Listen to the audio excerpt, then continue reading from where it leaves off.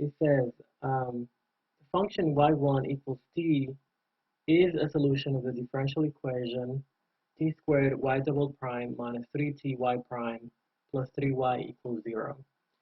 The problem has three parts, and the first part, we have to use the method of reduction of order to find another solution, y2, of the differential equation. Okay, so let's start by doing that. All right, so we're looking for another solution, y2. According to the method of reduction of order, the second solution is going to be of the form v y1, where v is a function that we need to figure out what it is. Right? But then we know what y1 is. Y1 is t, so that means y2 equals vt. So that is why y2 is. And now, this is supposed to be a solution of the differential equation. That means when we plug it in here, we're supposed to get something that is true, right? That works. So let's try to plug that in there. In order for us to plug that in there, we need to find the derivatives first of all. So let's find the derivatives. The first derivative, this is a product rule right here. So it's going to be the derivative of the first times the second plus the first times the derivative of the second. The derivative of t is 1, so v times 1. And then the second derivative is going to be another product rule right here. So the derivative of the first, so the derivative of the derivative, which is the second derivative, times the second plus the first times the derivative of the second times 1. And then the derivative of that one is v prime. So that means the second derivative, simplifying, is v double prime t plus 2v prime. All right? Okay, now let's plug it in. So starting with 0 on the left, we're going to get 0 equals t squared y2 double prime minus 3t y sub 2 prime plus 3y2, right? Because that's a solution. So it satisfies that equation. Now, y2 double prime is this thing.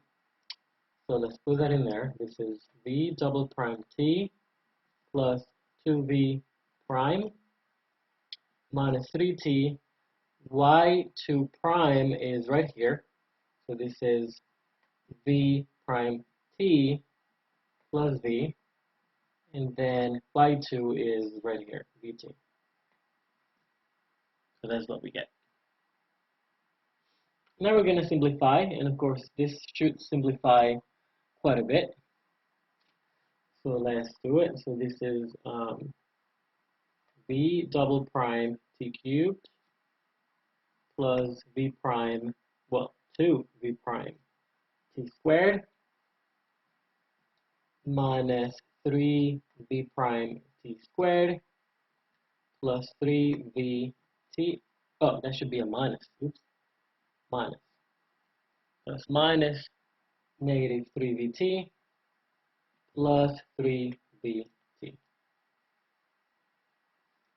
Okay, now these two are going to cancel. You see they're the same. So they're going to cancel. Right? So then these two are like terms. So then it all simplifies to 0 equals v double prime t cubed. These two are like terms. So this is minus v prime t squared. All right. Now, this factors. So this is t squared v double prime t minus v prime. Okay, this is supposed to be true for all t's, right? For all t's. In particular, what that means is that this has to be 0, right? Because if this is 0 for all t, no matter what t is, so let's say t equals 1, then that means this is 0. So what that means is that v double prime t minus v prime equals 0. And you see that the differential equation reduced a lot to that. And now we have to do one more thing, and that is to replace the v prime with w. We're going to make a substitution. So we're going to let w equals v prime. And what that's going to do is going to reduce the order of the differential equation. Right now, this is order 2. Right, with this substitution, it's going to reduce it to an order 1 dpq. So this is going to be then t w prime will be v double prime, minus w equals 0. Right? And this is going to be easy to solve.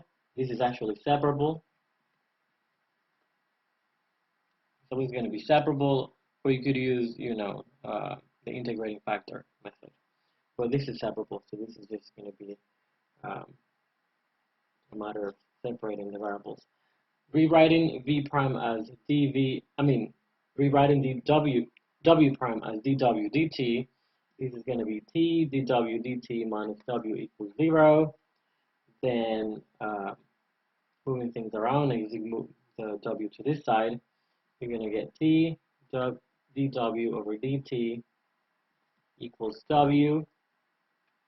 And then moving the dt here and the w there and this t over there, we're going to get that 1 over w dw equals 1 over t dt. Okay, so we have 1 over w dw equals 1 over t dt. And now we integrate. We're going to integrate, so I'm just going to continue on another page. This is where we are.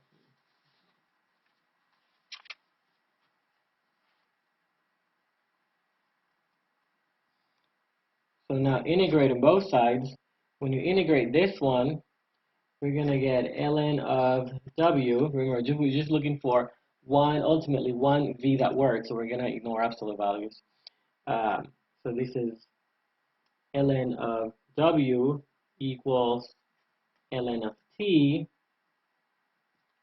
and we have to put the plus c on one side. And later on, we're going to, because we only need one v or one w, we're going to choose a c that simplifies the function, right? So because you only want one function that works. We choose the easiest one that works. So this is going to be that, and then put an e on both sides. This is e to the ln of w, which is going to be w, and then this is e to the ln of t plus c, which simplifies to e to the c, e to the ln of t. So you get e to w equals e to the c, and then the e and the ln cancel, so you get that. Right, so this is our w, and then this is a constant. Could be anything except 0, and the easiest function, the easiest constant that you can put in there is 1, right? So we're going to choose w equals t. Okay, so that's one. Remember, all of these work, so we're only looking for one that works, that is easy to deal with. So 1, so 1t. Once we have w equals t, then going back to what w is v prime, so that means v prime equals t. And then to get, if the derivative of v is t, then that means v is the integral of t, which is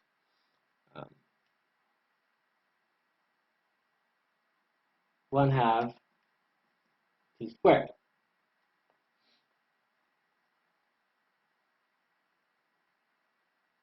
So that is a function that works. It's the easiest one that works. Okay, it's the easiest one that works. There's other ones, if you put a constant here, that also works. But this is the easy only one that works. And now, because if you have a solution of a differential equation, of a homogeneous differential equation, and the type of differential equation that we're dealing with here is homogeneous. If you multiply by a constant, you get another solution that also works, we're going to use, instead of this, we're going to use v equals t squared, and that is easier. We're going to use v equals t squared, which means that then that y2 equals vt, but v is t squared, so it's going to be t cubed. All right, so that means y2 equals t cubed. So now that completes part A. Part A was find another solution using this method. So that's it. Now let's do problem B. Part B says verify that y1 and y2 form a fundamental set of solutions to the differential equation. So you have to remember here how you verify that two solutions form a fundamental set of solutions. You have to find the Wronskian. If the Wronskian is not 0, then they form a fundamental set of solutions. So let's find the Wronskian of y1 and y2. Right? The Wronskian is on the first row, you put the functions y1 and y2. The functions are t and t cubed. And on the second row, you put the derivative. So this is 1, 3t squared. Right? And now let's compute this. This is 3t cubed minus t cubed, which is equal to 2t cubed. And this is not 0. So that means it is a fundamental set of solutions.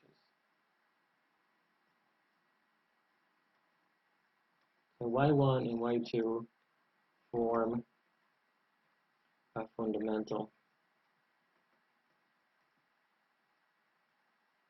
set of solutions.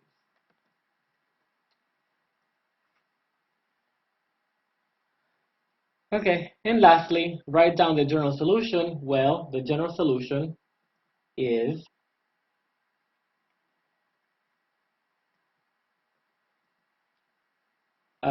well, because y1 and y2 form a fundamental set of solutions, that means that the general solution is just linear combinations of these two. So the general solution is going to be c1y1 plus c2y2, and writing that specifically, the general solution would be c1 y1, y1 is t, plus c2, and y2 is t cubed. So that is the general solution. Okay, that completes problem. Okay, now let's look at problem 5. It says determine without solving the problem, right, without solving the differential equation, the largest open interval in which the solution of the given initial value problem is certain to exist. So we have to find the largest open interval in which we know that there has to be a solution. The solution is going to be defined. All right, so let's put it first in standard form. This is not a standard form, so we need to put in standard form. So divide throughout by t minus 3. So this is going to be y double prime plus 1 over t minus 3 y prime plus square root of t over t minus 3 y equals ln of t over t minus 3, right? So we divide the whole equation by t minus 3. Now it's in standard form because what is in front of the y double prime is 1. Okay, now we look at the domains of each of these functions. So we're going to need, for this one, we need t to be not 3, right? Any t different from 3, you cannot divide by 0. So from this one, we get t is not 3. From this one, the bottom you cannot divide by 0, but on the top, we don't really want negative numbers inside the square root. So for this next one, we have the condition that t has to be greater than or equal to 0, right? For this to be defined, not a complex number. And then for the third one, Again, t cannot be 3, but for the top, logarithms you cannot plug in 0 or negative numbers inside a logarithm. So the domain of a logarithm is only the positive ones. So that means that t has to be bigger than 0. So we need all these three conditions. So taking into account all three conditions at the same time, you have 0, you have 3. You see, we cannot, according to this condition, we cannot have t equals 0, right? All three have to be true at the same time. You cannot have t equals 0, and also it has to be positive. So that means this whole part right here has to be discarded. We cannot use that. And then you cannot use 3 either. So that means the possibilities are then from 0 to 3 and from 3 to infinity. Right? So solutions are guaranteed to exist either in here or there. Now, the initial condition says that y1 equals 4 and y prime of 1 equals 4. So that means we should be able to plug in 1, right? We're plugging in 1 to get 4 in the function, and we plug in 1 in the derivative to get 4. So the number we should be able to plug in is 4. And 4 is right here. So that means the answer is this one. Right? So that's the answer. Now, let's do it again for the next one. The next one, again, is not in standard form, so the first thing we need to do is put in standard form. So y double prime plus e to the t. Now we have t squared minus 3, t minus 5y prime plus 1 over t squared minus 3 y, and then arctangent of t over t squared minus 3.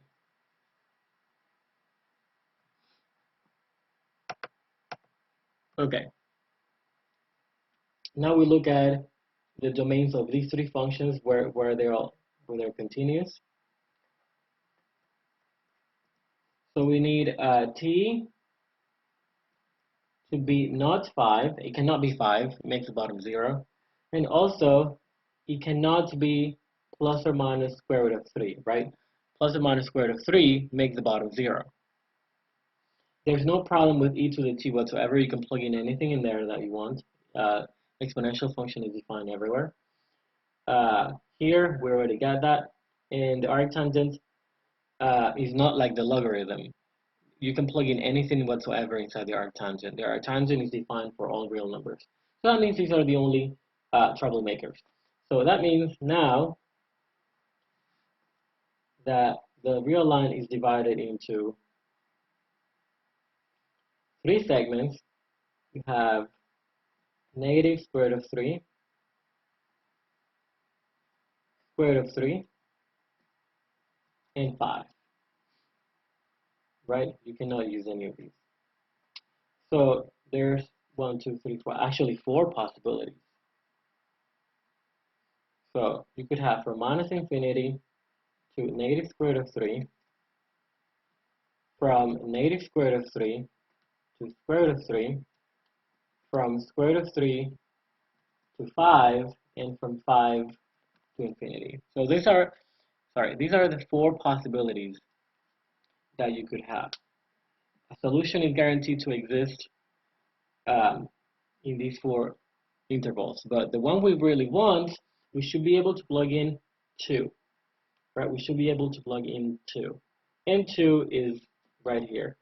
2 is bigger than the square root of 2, but smaller than 5. So this is then the interval that we want. Okay, and that's it.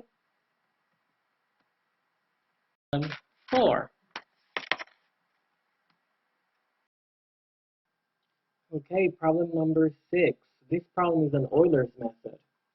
So we have to apply Euler's method with step size 0.2 to estimate the value of y, which is the solution of the differential equation, the solution of the initial value problem. We have to estimate the value of y at 1.4. Okay, using Euler's method. Okay, so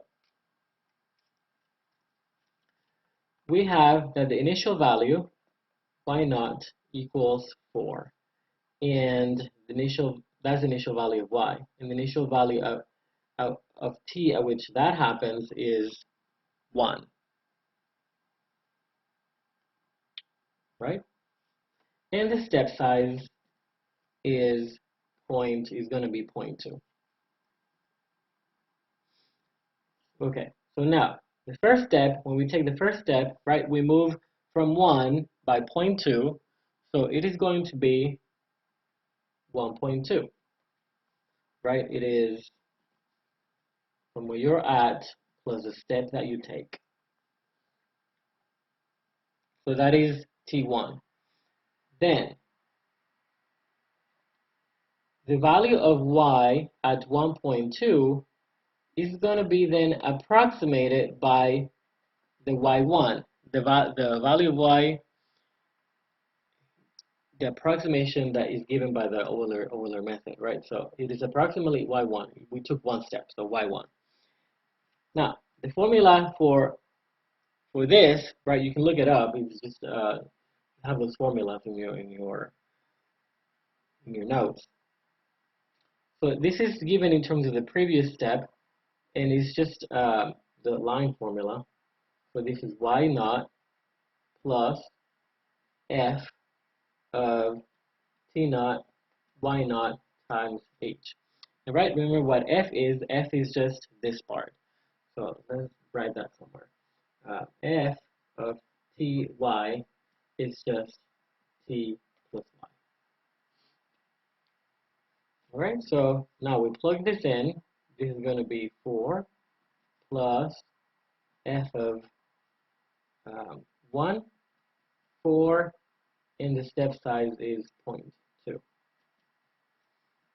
this is 4 plus f of 1, right, we're plugging in here, 1, 4. So 1 plus 4, this is 1 plus 4, that's going to be 5. Times 0.2, this is 4 plus 5 times 0.2, this is 4 plus 1, which is 5. So the approximate value of y at 1.2 is 5. Now, we want the approximate value at 1.4. So we do this one more time. We take another step. So the approximate value of y at 1.4 is going to be what we get when we do the second step. The second step, right, is given in terms of the previous step. So this is y1 plus f t1 y1 times the step size. Y1 is, we just computed here, it is 5.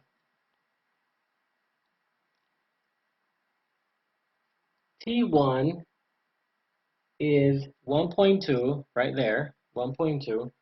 And then, so this is going to be 1.2 plus, right, we're plugging in the formula for f, which is just sum.